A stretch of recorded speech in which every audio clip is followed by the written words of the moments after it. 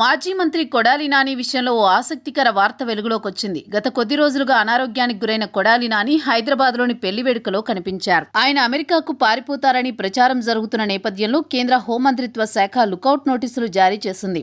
దేశవ్యాప్తంగా ఉన్న విమానాశ్రయాలు, ఓడరేవులకు ఈ నోటీసులు అందించింది. కొడాలి నానికి సైతం ఆన్లైన్లో ఈ సమాచారం ఇచ్చింది. అయితే వైద్యం కోసం ఆయన అమెరికా వెళతారని ప్రచారం జరిగింది.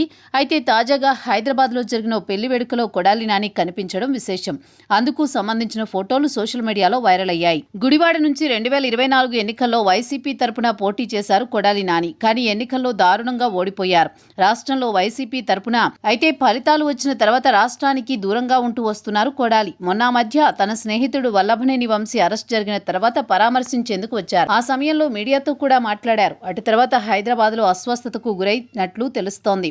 అక్కడే ప్రాథమిక చికిత్స చేసి ముంబైలోని ఏషియన్ హార్ట్ సెంటర్కు తరలించారు. నానికి గుండె ఆపరేషన్ జరిగింది. గత కొద్ది రోజులుగా హైదరాబాద్లో విశ్రాంతి తీసుకుంటూ వస్తున్నారు. అయితే వైద్యుల సూచన మేరకు వైద్య పరీక్షల కోసం కొడాలి నాని అమెరికా వెళతారని ప్రచారం సాగింది. దీంతో తెలుగుదేశం పార్టీ అప్రమత్తమైంది. చాలా రకాల కేసులు విచారణలో ఉన్నాయని, నిందితుడు విదేశాలకు ఎలా వెళ్తారని ప్రశ్నించింది. పోలీసులకు ఫిర్యాదు చేయడంతో స్పందించారు. కేంద్ర హోంమంత్రిత్వ శాఖ నుంచి లుకౌట్ నోటీసులు జారీ చేయించారు. దేశవ్యాప్తంగా ఉన్న అన్ని ఎయిర్పోర్టులతో పాటు పాస్పోర్ట్లు కలెక్ట్ చేశారు. త్వరలో కొడాలి నాని అరెస్ట్ ఉంటుందని కూడా ప్రచారం సాగుతోంది. ఇటువంటి తరుణంలోనే లుకౌట్ నోటీసులు జారీ చేయడం విశేషం. ఇంకోవైపు కొడాలి నాని హైదరాబాద్లో వివాహ వేడుకలో కనిపించారు. ఆపరేషన్ తర్వాత ఆయన బయటకు రావడం ఇదే మొదటిసారి అని తెలుస్తోంది.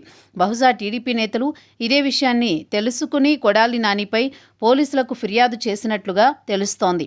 అయితే ఇప్పట్లో కొడాలి నాని రాజకీయంగా యాక్టివ్ అయ్యే ఆ పరిస్థితి లేదని ప్రచారం. అయితే సోషల్ మీడియాలో మాత్రం ఆయన మామూలుగానే కనిపిస్తున్నారు.